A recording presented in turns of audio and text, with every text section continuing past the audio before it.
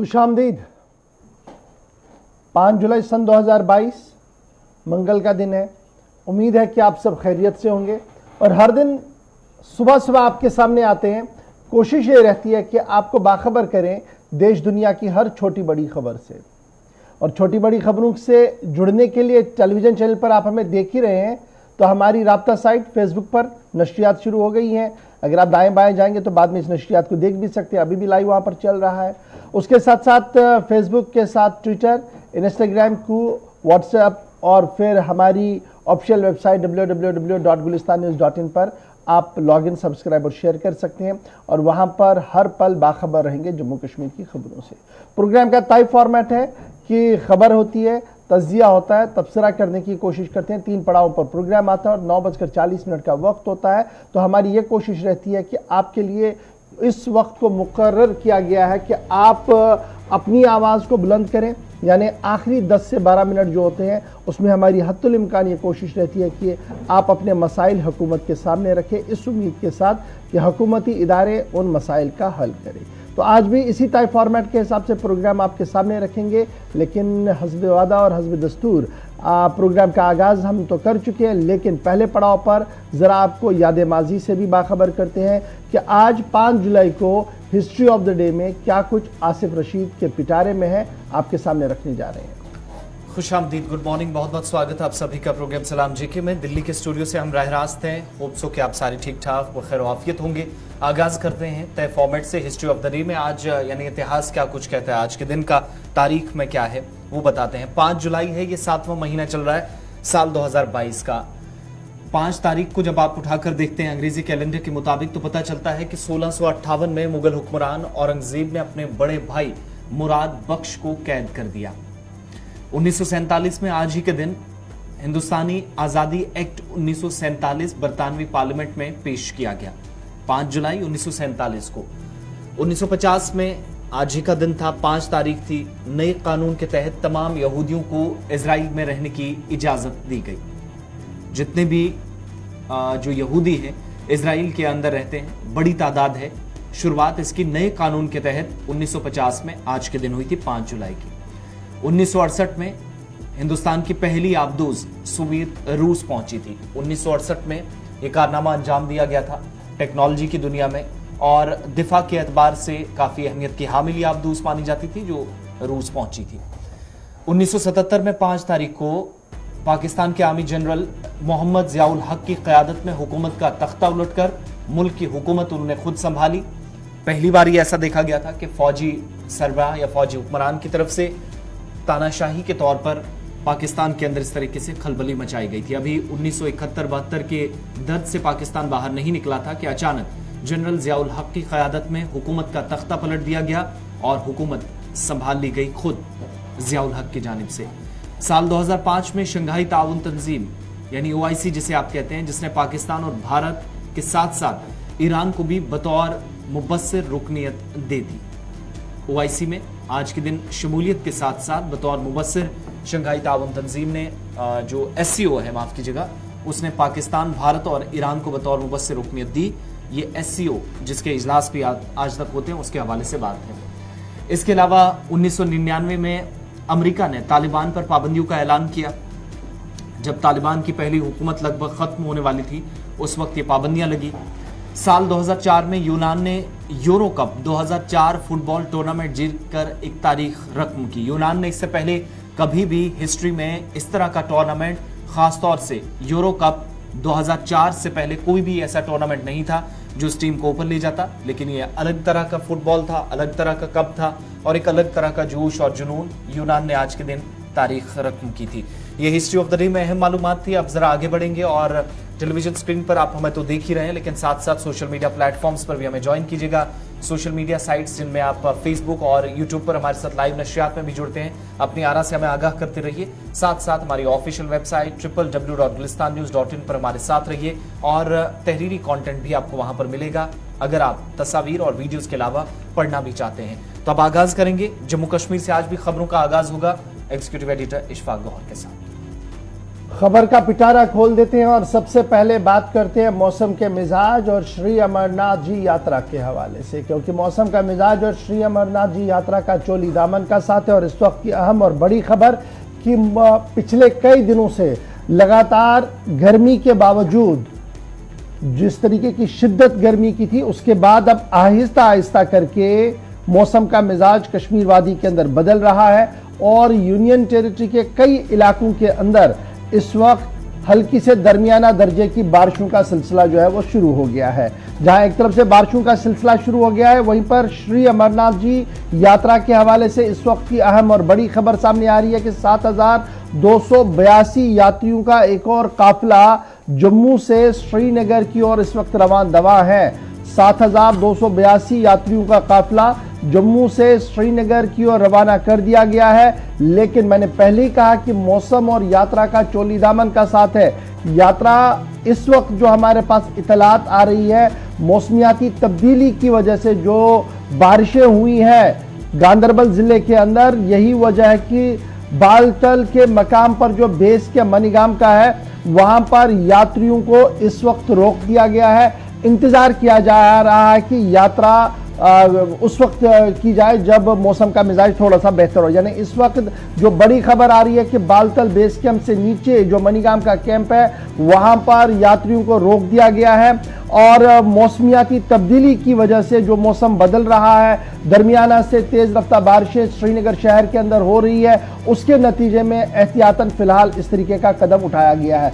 तस्वीर आप कल रात की देख रहे हैं, जहां पर लेफ्टिनेंट गवर्नर ने बालतल का दौरा किया था और बालतल के दौरे के दौरान जहां उन्होंने माकूल और मुनासिब इंतजामात जो श्राइन बोर्ड की तरफ से किए गए थे, उनका अज खुद मुशाहिदा किया और साथ साथ अफसरों के एक आला सतही इजलास से भी कल एक बार फिर इस पूरे मामले पर जो अमरनाथ यात्रा चल रही है, इसको दरपेश मसाइल, मुश्किलात, यात्रियों का फीडबैक, उस सब को लेकर एक बार फिर रिव्यू भी लिया गया, जिसके लेफ्टिनेंट गवर्नर के हमरा जिला गांदरबल का डिप्टी कमिश्नर और सूबाई इंतजामिया के बड़े अफसर भी मौजूद थे। तो कुल मिलाकर अमरनाथ यात्रा अगर आप देखेंगे तो एक तरफ से जारी है, क्योंकि जम्मू से 7,282 लोगों का काफिला जो है वो इस वक्त रवाना है। जब हम 7,282 लोगों की बात करते हैं जो भगवती नगर से काफिला चला है, इनमें 232 गाड़ियां हैं। सीआरपीएफ और सिक्योरिटी एजेंसीज की हेवी डिप्लॉयमेंट के बीच 5,836 मर्द, 1,206 खवातीन, 22 बच्चे और 180 के करीब साधु और 9 साधवियां इस काफिले का हिस्सा बने हैं, जिन्हें आज सुबह रवाना कर दिया गया है। 2,901 जो यात्री है वो बालतल बेस कैंप पर पिछले आज उन्हें रवाना करना था, लेकिन वहां पर रोक दिया गया है क्योंकि मौसमी सूरत हाल की वजह से, मैंने पहले ही बता दिया, एहतियातन सुबह सुबह ये सूरत हाल जो बनी हुई थी इसको रोक दिया गया था। तो कुल मिलाकर यात्रा जम्मू से रवाना है। मौसम का मिजाज बदला, अगर वो तस्वीरें भी श्रीनगर की आप चला सके बारिश की, वो भी दिखाइएगा कि किस तरीके का मौसम जो है वो वहां पर बना हुआ है। बिल्कुल दो तरह की तस्वीरें आप देख रहे हैं, जहां पर अचानक से बालतल का दौरा किया लेफ्टिनेंट गवर्नर ने, उनने जायजा लिया आज खुद सूरत हाल का। लेकिन साथ दूसरी तस्वीर भी जो रात देर गए से सुबह तक, चूंकि आरती पूजा भी सुबह सुबह होती है और उसके बाद खुसूसी पूजा पाठ की तस्वीरें भी आपके सामने हैं।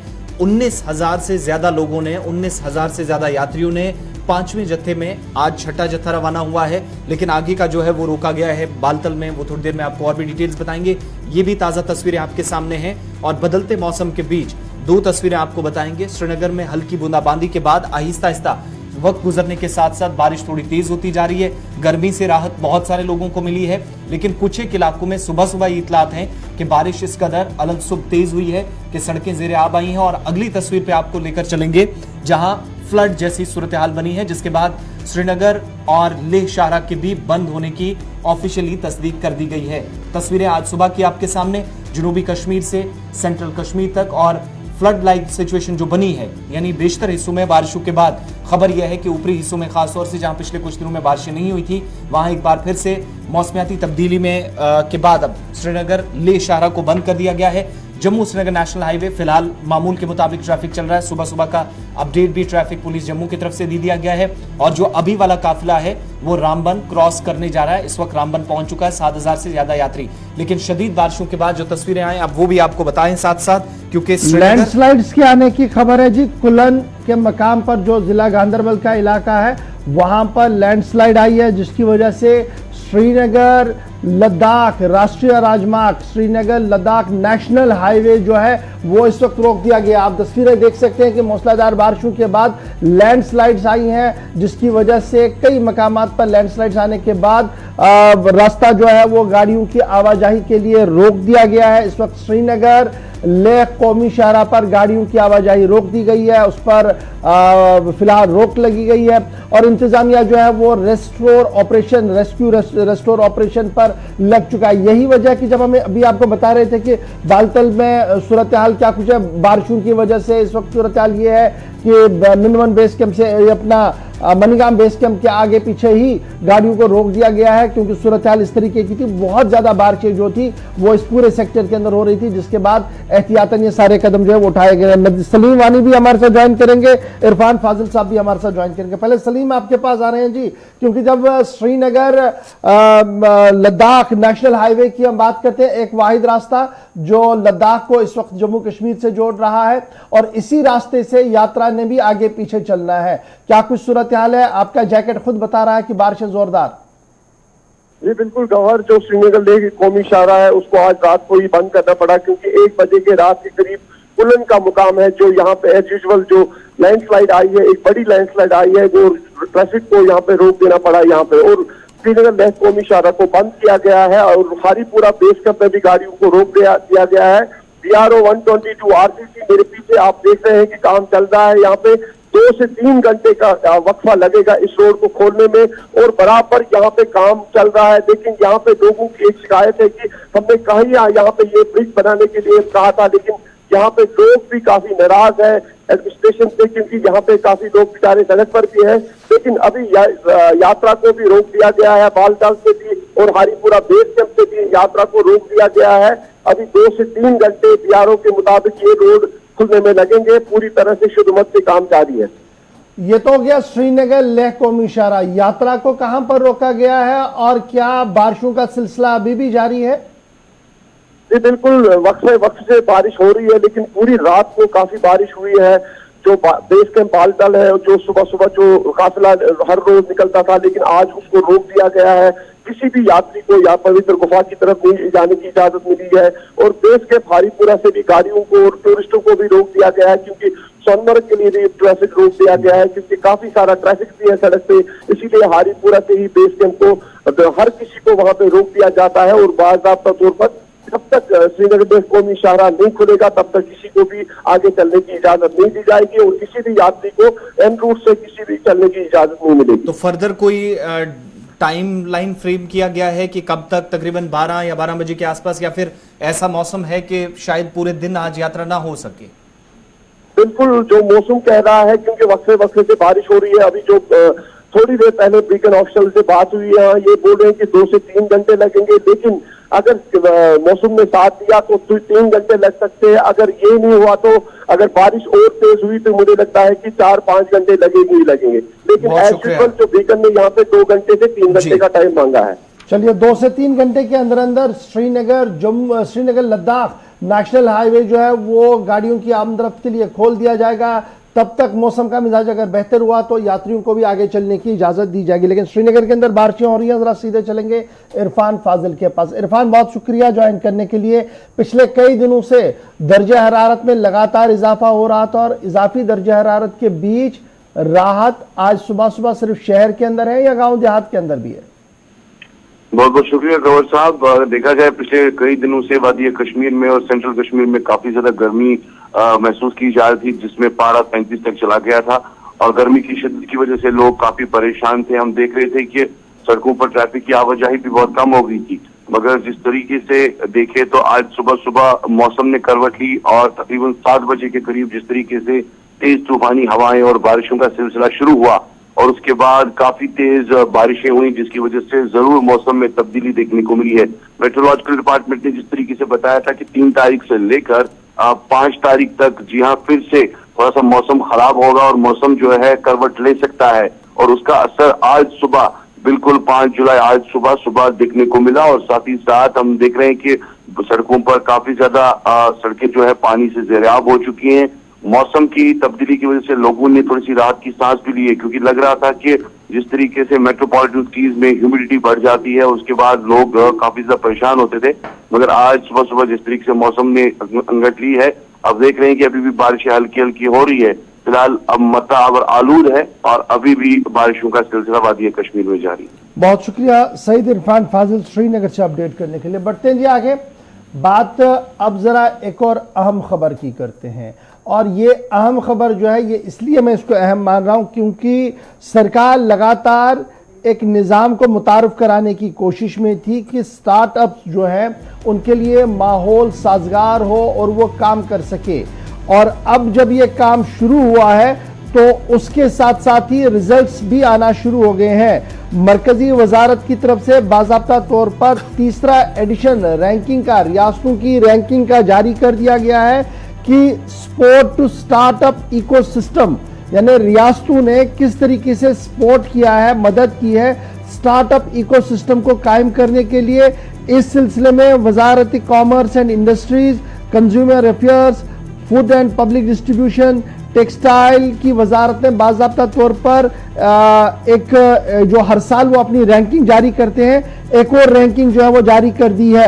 और इस रैंकिंग के अंदर यूनियन टेरिटरी जम्मू कश्मीर ने बेटर परफॉर्म किया है। टॉप परफॉर्मेंस इनकी रही है उन रियासतों के मुकाबले में, उन यूनियन टेरिटरीज के मुकाबले में, नॉर्थ ईस्ट रियासतों के मुकाबले में जहां पर काम एक साथ शुरू किया गया है। नॉर्थ ईस्ट रियासतों के मुकाबले में जम्मू कश्मीर ने वाजिया बेहतरी की है इसमें कि इकोसिस्टम को कायम करने में स्टार्टअप्स के लिए। ये एदाद शुमार जो है वो जारी कल पीयूष गोयल साहब ने किए हैं, मरकजी वजीर है। और जम्मू कश्मीर के हवाले से जब आप देखेंगे तो इस यूनियन टेरिटरी को नॉर्थ ईस्ट स्टेट्स के साथ क्लब किया गया था, और वहां पर जहां 1 करोड़ के आसपास की आबादी है उसके साथ मर्ज किया गया था मेघालय और दीगर।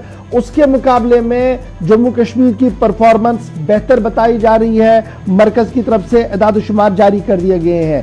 बी कैटेगरी के अंदर अरुणाचल प्रदेश, गोवा, अंडमान निकोबार, उसके साथ साथ वो इमर्जिंग हुए हैं एज ए लीडर्स, यानी ये बी कैटेगरी की जो रियासतें हैं यहां पर इन्हें कहा गया कि ये इमर्जिंग हुई हैं जी, ये बढ़ रही हैं लीडरशिप की ओर। हिमाचल प्रदेश, मणिपुर, त्रिपुरा, नागालैंड, चंडीगढ़, पौंडीचेरी, दादर, नागर हवेली, दमन दीव, ये भी मिजोरम और लद्दाख, इन्हें कहा गया कि ये इमर्जिंग स्टार्टअप इकोसिस्टम कैटेगरी के अंदर रैंकिंग के अंदर आई है। इमर्जिंग स्टार्टअप इकोसिस्टम कैटेगरी के रैंकिंग में ये सारी रियासतें आई हैं। गुजरात, कर्नाटका इमर्ज हुई हैं as a best performance in category of states, यानी कैटेगरी ऑफ स्टेट्स में गुजरात और कर्नाटका जो है वो आला तरीन मकाम पर आ चुकी हैं, सबसे बेहतर आ गई हैं। और उसके साथ साथ दिल्ली, केरला, महाराष्ट्र, उड़ीसा, तेलंगाना वो टॉप परफॉर्मेंस अवार्डी रियासतों में उन्होंने अपना नाम जो है वो दर्ज कर दिया है। पंजाब, उत्तराखंड, उत्तर प्रदेश, तमिलनाडु और असम ये विनर्स में आई है, क्योंकि वहां पर भी माना जा रहा कि बेटर परफॉर्मेंस हुई है जी पिछले 2 सालों के दौरान, डिस्पाइट द फैक्ट कि कोविड और दीगर रेस्ट्रिक्शंस वहां पर लगाई गई थी। और उसके साथ साथ जब आप मिजोरम, लद्दाख और नॉर्थ ईस्ट की स्टेट्स में देखेंगे तो वहां पर आपको लगेगा कि लद्दाख ने भी एक बेटर परफॉर्मेंस किया है इकोसिस्टम को डेवलप करने के हवाले से, अगरचे अभी बहुत सारा काम करना बाकी है। Department of promotion of industries and Intel trade, DPIIT की तरफ से जो कंडक्ट सर्वे किया गया था रैंकिंग के हवाले से, सन 2018 के बाद से ये रैंकिंग लगातार चल रही है। इसमें ईज ऑफ डूइंग बिजनेस और ईज ऑफ डूइंग बिजनेस के साथ startups, made in India concept, making India concept, इस हवाले से हर एक रैंकिंग को देखा जा रहा है। तो उसमें इस बार की एक अच्छी खबर जो है कि नॉर्थ ईस्ट रियासतों की तर्ज को जब आप देखेंगे तो यूनियन टेरिटरी जम्मू कश्मीर का बेहतर और बेटर परफॉर्मेंस रैंकिंग में आया है। इस तरीके का दावा पीयूष गोयल की उस रिपोर्ट के अंदर किया गया है जिसे कल रात देर गए नई दिल्ली के अंदर जारी किया गया है। चलिए अब आगे बढ़ते हैं। जम्मू कश्मीर की बात हो रही है तो आपको खिता चिनाब भी लिए चलते हैं, जहां पुलिस की तरफ से कार्रवाई की गई है।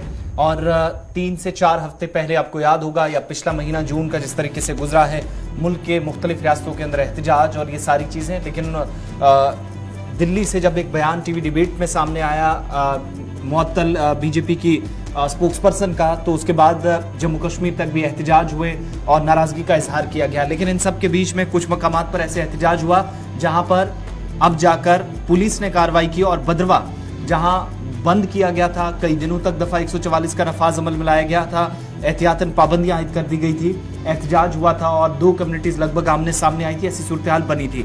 अब जाकर ये कार्रवाई हुई है कि एक शख्स पर PSA आयद कर दिया गया है। ये वही शख्स है जिसका नाम आदिल गफूर है और एक वीडियो वायरल हुआ था जिसमें वो तकरीर कर रहा था और एक कम्युनिटी के जज्बात को ठेस पहुंचाने का इल्ज़ाम था और माहौल को बिगाड़ने और जो एहतजाजी थे उनको भड़काने की साजिश का इल्ज़ाम भी आदिल गफूर पर लगा था। और अब जाकर बाकायदा पुलिस इंतजामिया की जानिब से और सिविल इंतजामिया की जानिब से इसकी कंफर्मेशन भी कर दी गई है।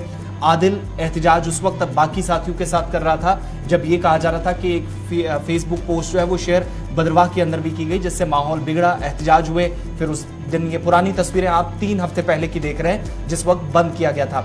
लेकिन वो वीडियो वायरल होने के बाद पुलिस हरकत में आई थी और सुबह तकरीबन 4 बजे के करीब आदिल को गिरफ्तार किया गया था और अब जाकर उस पर PSA आयद कर दिया गया है।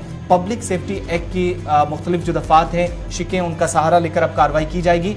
इल्ज़ाम 2 तरह के हैं। एहतजाज के दौरान ऐसी स्पीच दी गई जिसे हेट स्पीच का नाम पुलिस ने दिया है, जिसमें उनका वीडियो वायरल हुआ था, और दूसरा कि किसी कम्युनिटी के किसी खास मजहब के साथ वाबस्ता लोगों के जज्बात को भड़काने के अलावा माहौल को खराब करने की खित्ते के अंदर कोशिश हुई। इस इल्जाम में आदिल गफूर पुलिस की गिरफ्त में है और अब जम्मू कश्मीर से पहली गिरफ्तारी हेट स्पीच के लिए हो चुकी है और पुलिस ने पहले ही ये साफ कर दिया था कि किसी भी कीमत पर उन अफराद को नहीं बख्शा जाएगा जो जम्मू कश्मीर के अंदर अमन की फिजा को दरहम बरहम करेंगे। और तब से ही लगातार इस पर नजर थी कि क्या कुछ होगा। फिलहाल पब्लिक सेफ्टी एक्ट उनको लगा दिया और कोट बिलवाड़ जेल जम्मू ने मुंतकिल कर दिया गया FIR नंबर 92/2022 और उन पर जो आरोप है 295A।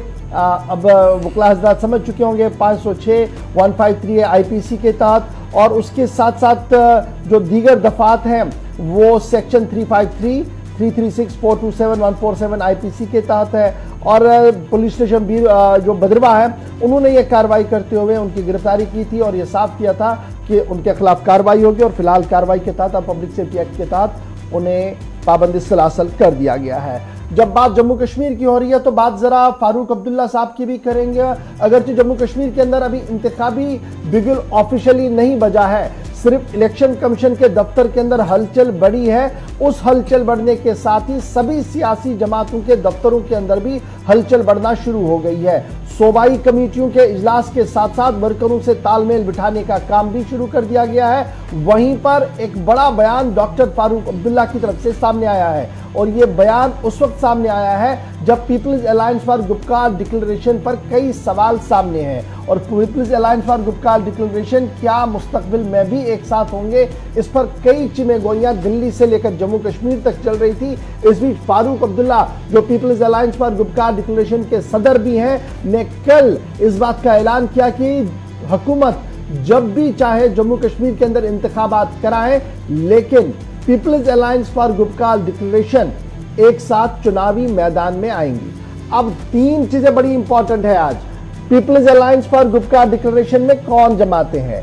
नेशनल कॉन्फ्रेंस जिसकी सरबराही डॉक्टर फारूक अब्दुल्ला साहब कर रहे हैं। दूसरी तरफ से पीपल्स डेमोक्रेटिक पार्टी जिसकी सरबराही महबूबा मुफ्ती साहिबा कर रही है। उसके साथ साथ जो चेहरे आपको वहां पर नजर आएंगे उनमें आपको मोहम्मद यूसुफ तारेगामी CPIM के हैं और CPI के एक मेंबर हैं, और उसके साथ साथ अवामी नेशनल कॉन्फ्रेंस है। वहां पर बेस कितना है आपके सामने सब कुछ है।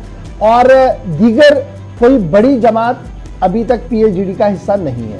कांग्रेस अभी तक इससे बाहर है क्योंकि कांग्रेस पहले ही बाहर आ चुकी थी जब जीए मीर ने यह कहा था कि अलग अलग जी हमारा काम करने का तरीका अलग है।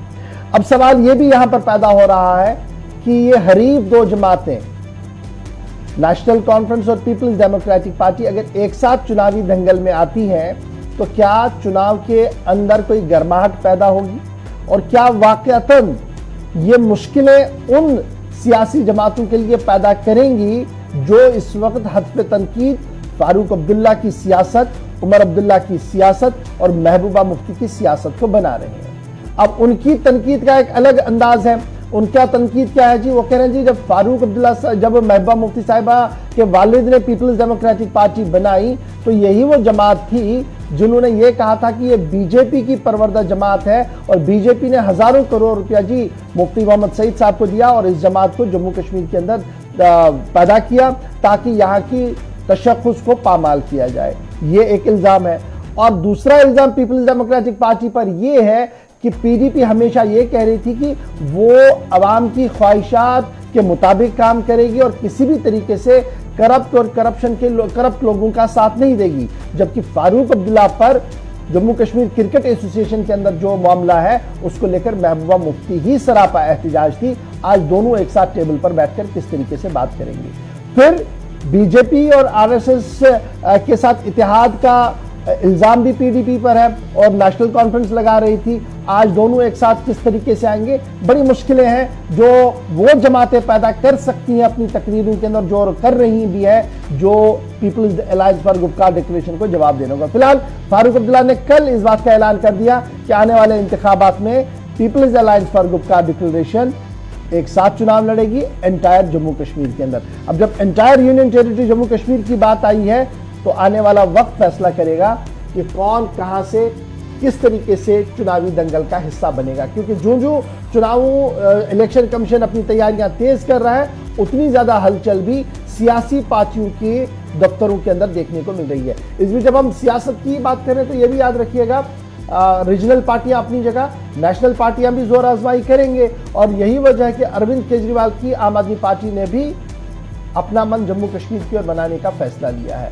एंटायर जम्मू कश्मीर के अंदर पार्टी स्ट्रक्चर को बना रहे हैं। क्या कर पाएंगे उसके लिए आपको और हमें इंतजार करना होगा तब तक जब तक रिजल्ट्स के नताइज सामने आएंगे। फिलहाल बढ़ते हैं जी आगे, हम जरा बात नीति आयोग की भी बताते हैं जी। बिल्कुल, सियासत की खबरों के बाद अब जरा जम्मू कश्मीर के एतबार से भी काफ़ी अहम खबर है। कोविड के दौरान जम्मू कश्मीर के अंदर जिस तरीके से अमवात हुई, जिस तरीके से परेशानियां हुई, उससे दोनों सूबों के अंदर, खिता कश्मीर के अंदर हो या जम्मू के अंदर हो, जिस तरीके की सूरत हाल बनी और जैसे निपटने की कोशिश हुई इन चैलेंजेस से, उसमें बहुत सारे सवालात थे, बहुत सारे जवाब दिए गए। लेकिन वक्त गुजरने के साथ साथ कुछ चीज़ें इतनी दुरुस्त हुई कि कम से कम बेहतरी इस निज़ाम में लाने की कोशिश हुई।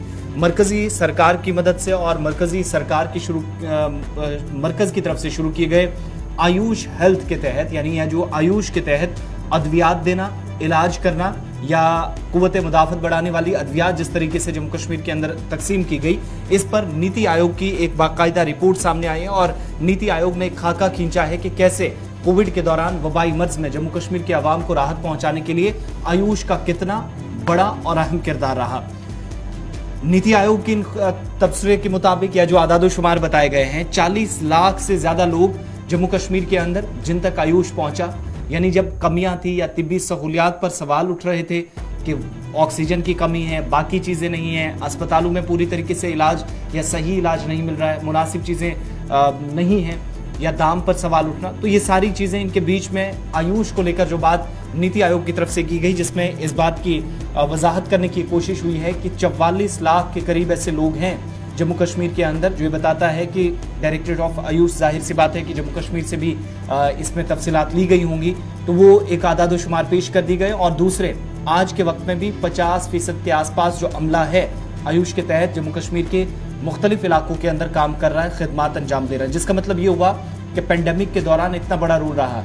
हमने ऐसी दर्जनों स्टोरीज चलाई, दर्जनों ऐसी कहानियां आपको बताई, तस्वीर बताई, जहां पर आयुष की तरफ से प्रोग्राम्स शुरू किए गए और इन प्रोग्राम्स का मकसद सिर्फ ये था कि जहां पर आयुष की जानिब से सिर्फ आम लोगों तक नहीं बल्कि लोगों के अलावा भी जो तिब्बी अमले थी जम्मू कश्मीर के अंदर, वो टीमें जो कोविड वैक्सीनेशन कर रही थी, वो टीमें जो लोगों को अस्पतालों तक पहुंचाने का काम कर रही थी, वो टीमें जब अस्पताल बंद थे तो कैसे उन हेल्थ सेंटर्स तक ही नजदीकी मकामात पर पहुंचाकर वहां उनका इलाज किया जाए, तो आयुष की टीमें वहां पर भी तैनात थी। और उसी पर एक खाका खींचते हुए नीति आयोग ने कहा कि लाखों लोगों को हिलाल हमारे साथ है। हिलाल हांजुरी श्रीनगर से हमारे साथ इस खबर पर मजीद तफसील के लिए है।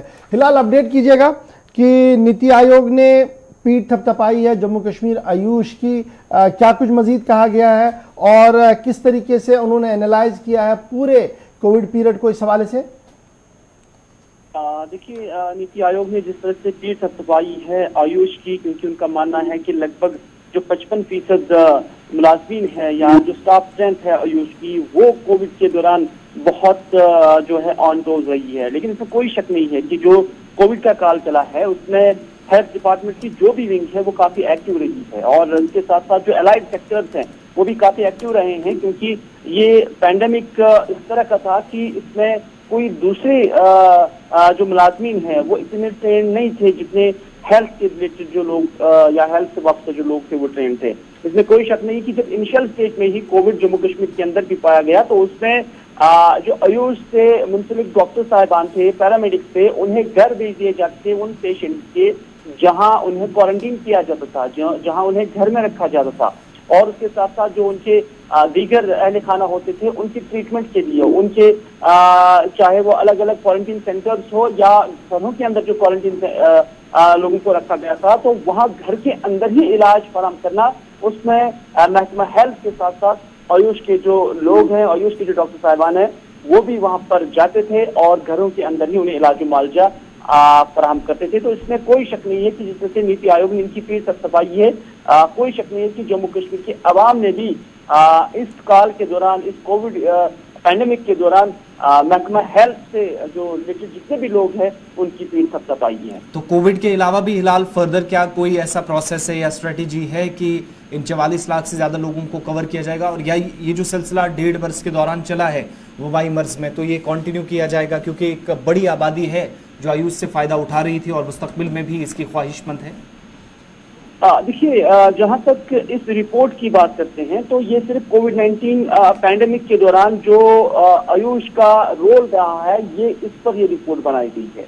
लेकिन जहां तक आयुष का ताल्लुक है, ये जब से मर्ज वजूद में आ गया है तब से हम देख रहे हैं कि इससे मुंसलिक जो काम है वो दिन ब दिन बढ़ रहा है और मुख्तलिफ हॉस्पिटल्स के अंदर, यहाँ तक कि स्टेट हॉस्पिटल्स के अंदर भी इस तरह के ब्रांच जो है आयुष के वो लगाए गए हैं। इनके लिए सेपरेट हॉस्पिटल्स भी बनाए जा रहे हैं। तो इस तरह से जो इनका काम है या इनका दायरा है वो भी वसी से वसीतर बनता जा रहा है और इनसे इलाज और मुआवजा हासिल करने के लिए लोगों के अंदर भी बेदारी एक तो सरकार की जानब से भी बढ़ाने का अमल जारी है और दूसरी जानब अवाम भी जो बगैर साइड इफेक्ट हम कहते हैं कम से कम मुजरात जो है हासिल करते हुए इस आयुष की जो तर्ज इलाज है उससे इस्तेफादा कर रहे हैं। चलिए, बहुत शुक्रिया जी हिलाल हमारे साथ ज्वाइन करने के लिए। जी छोटा सा ब्रेक होगा यहाँ पर, ब्रेक के उस पर आएंगे तो कोविड की बात चल रही थी कि कोविड के दौरान किस तरीके से काम हुआ है, कोविड की दस्तक महसूस हो रही है जम्मू कश्मीर के अंदर, बताएंगे आपको डिटेल। उसके साथ साथ बंगसवादी के अंदर जो सयाह जा रहे हैं उनका क्या कुछ मानना है उस पर भी गुफ्तगू करेंगे और जम्मू कश्मीर हुकूमत के सामने इंडस्ट्रियल रिवाइवल का प्लान रखने के बाद क्या कुछ है उस पर ज़रूर गुफ्तगू करेंगे। और कुछ और अहम खबरें आ रही हैं जी दिल्ली से लेकर पाकिस्तान तक, उस पर भी हमारी गहरी नज़र रहेगी। आप हमारे साथ बने रहिएगा। छोटा सा ब्रेक होगा, खबरों का सफ़र आगे बढ़ाते हैं ब्रेक के फ़ौरन बाद।